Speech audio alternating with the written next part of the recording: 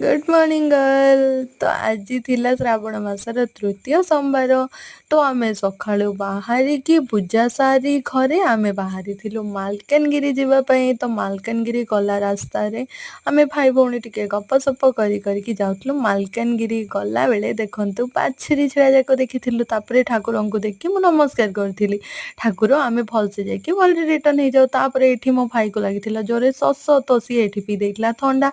तापरे आमे आउ थरे बाहरी पड़थिलु मालकानगिरी रो रास्ता रे। तो जानचंती ना एठु तो माने मो घरु मालकानगिरी तो बहुत बाट, हमको बहुत बाट जर्नी करके जीवाको पड़े।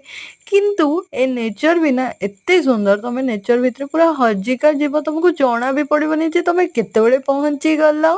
नेचर भितर हजी हजी कि तो आमे भाई भौणी पहुंची जाइथिलु मालकानगिरी। किंतु आपण मानक मन रे क्वेश्चन आछि ना जे मु कोन पे मालकानगिरी जाइथिली। ना ना ना ना मु एबे कहिबिनी।